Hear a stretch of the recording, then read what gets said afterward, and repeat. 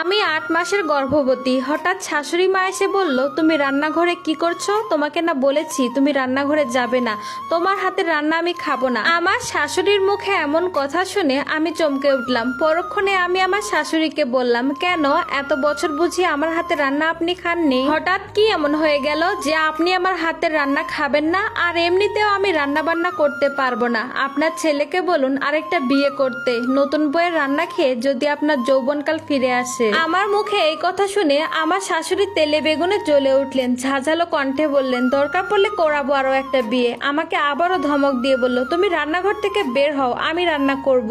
এই বলেই রান্নাঘরের ভিতরে ঢুকে গেল। কড়াইয়ের দিকে তাকাতেই বলল, হায় আল্লাহ, কড়াইতে কত তেল দিয়েছো? আমার শাশুড়ির কথা শুনে আমার মাথা কাজ করতেছিল না। ভারী শরীর নিয়ে এই অবস্থায় ঝগড়া ঝামেলা একদমই ভালো লাগছে না। আমি বললাম, কোথায় বেশি তেল দিয়েছি মা? পরিমাণ মতোই তো দিয়েছি। আমার শাশুড়ি বলল, আবার মুখে মুখে তর্ক করো, আমার থেকে বেশি বোঝো তুমি। আমার চুল কি এমনি এমনি পেকেছে? আর তুমি এখনো এখানে দাঁড়িয়ে আছো কেন? তোমাকে না বলেছি রান্নাঘর থেকে তুমি বেরিয়ে যাও? আমার আর আমার শাশুড়ির চেঁচামেচি শুনে আমার স্বামী আর রুমে বসে থাকতে পারলো না, রান্নাঘরে এসে গেল। আমার স্বামী এসেই বলল, মা এই অবস্থাতে তুমি ওর সাথে কেন চেঁচামেচি করছো? আমার শাশুড়ি কিছু বলার আগেই আমি বললাম, তোমার মায়ের এখন নতুন মানুষ দরকার। আমার হাতে রান্না এখন ওনার আর ভালো লাগে না। পারলে আরেকটা বিয়ে করে নতুন কাউকে এনে দাও, তোমারও শান্তি আমারও শান্তি। এই কথাগুলো বলেই আমি আমার রুমে চলে গেলাম। আমার পিছনে পিছনে আমার স্বামীও চলে আসলো। আমার রুমে গিয়ে সত্যি অনেক অস্থির লাগছে, মন মেজাজ সবকিছু খিটখিটে লাগছে, শরীরটা ক্লান্ত লাগছে আমার খুব। ভেবেছিলাম রান্না শেষ করে একটু বিশ্রাম নিব,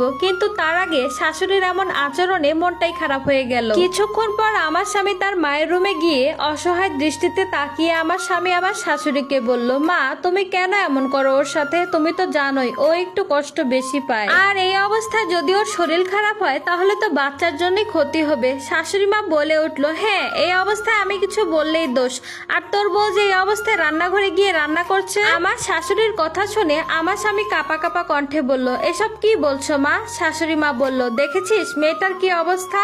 ভারী শরীর নিয়ে চোখ মুখের কি অবস্থা হয়ে গেছে, নিজে তো হাঁটতে পারে না ঠিক মতো, তার উপরে আবার রান্নাঘরে গিয়েছে রান্না করতে। আমি সোজাভাবে বললে তো কোনো কথাই শোনে না, তাই একটু বোকা দিয়ে কথা বলেছি যেন সে রান্না না করে। এতেই সে রেগে মেগে অস্থির। আমি যে ওর ভালো চাই তা কেউ বুঝে? আমার শাশুড়ির মুখে এই কথা শুনে আমার স্বামীর চোখে পানি চলে আসলো। আমার শাশুড়ি আবার বলল, ও শুধু আমার উপরের রাগটাই দেখলো, আমার ভেতরের ভালোবাসাটাও ও বুঝলো না। আমার প্রেগন্যান্সির এখন 9 মাস চলছে। আমার শাশুড়ি আমার চুল বেঁধে দিচ্ছিল। ইদানিং চলতে ফিরতে খুব কষ্ট হয়। মুখে আমার শাশুড়ি যাই বলুক না কেন তার যত্নের কোনো ত্রুটি থাকে না, কিন্তু যত্ন করলেও মুখ চলতেই থাকে সারাদিন তার। ইদানিং সে ইচ্ছে করে আমাকে খোঁচায়, বলে যে শোনো মেয়ে, যত্ন করি বলে অন্য কিছু ভেবো না, আমি আমার নাতিপুতির জন্যই তোমার যত্ন নেই, আর তা না হলে আমার এত ঠেকা নেই তোমাকে এত যত্ন করার। শরীর খারাপ থাকায় আমি আর কোনো কথার উত্তর দিলাম না, তাই আমার শাশুড়ি আমাকে যা কিছুই বলে আমি চুপ থাকি। আমার চুপ থাকাটাও আমার শাশুড়ি মানতে পারে না। আমি চুপচাপ থাকলে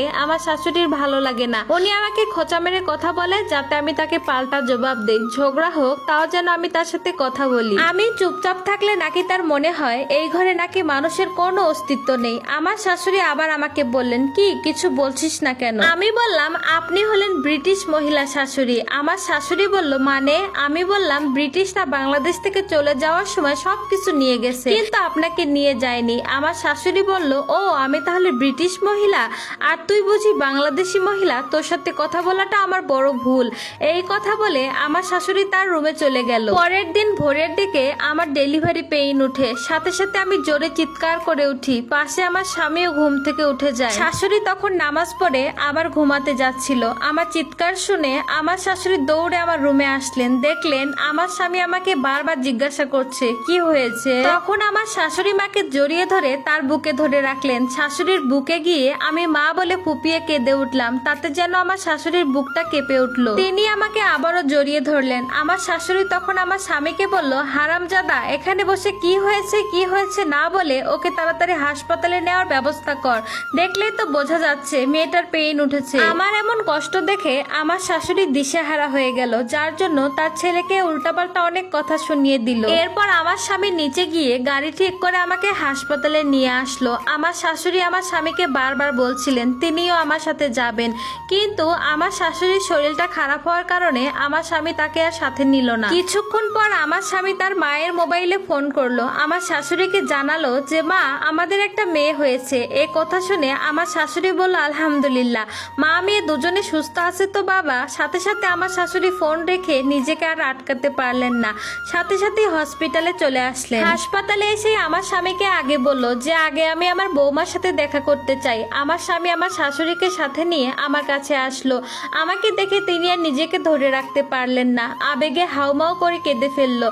আল্লাহর কাছে হাত তুলে বলল, হাজার হাজার শুকরিয়া আল্লাহ তোমার কাছে। এই বলে আমার কপালে আমার শাশুড়ি মা চুমু খেলো। এরপর আমার মেয়েকে আমার শাশুড়ির কোলে দিল। নাতনিকে দেখে সে কপালে চুমু খেলেন। এতক্ষণে আমার শাশুড়ি মা টের পেলেন উনি আমার সামনে কেঁদেছেন, আর আমি আমার শাশুড়ির দিকে ছলছল চোখে তাকিয়ে আছি। মনে মনে ভাবলাম শাশুড়ির আদর যত্ন বুঝি এভাবেই হয়। আমার শাশুড়ি আমার দিকে তাকিয়ে আমতা আমতা করে বললেন, ভেবো না তোমার জন্য দোয়া করেছি, আমি আমার নাতনির জন্যই দোয়া করেছি।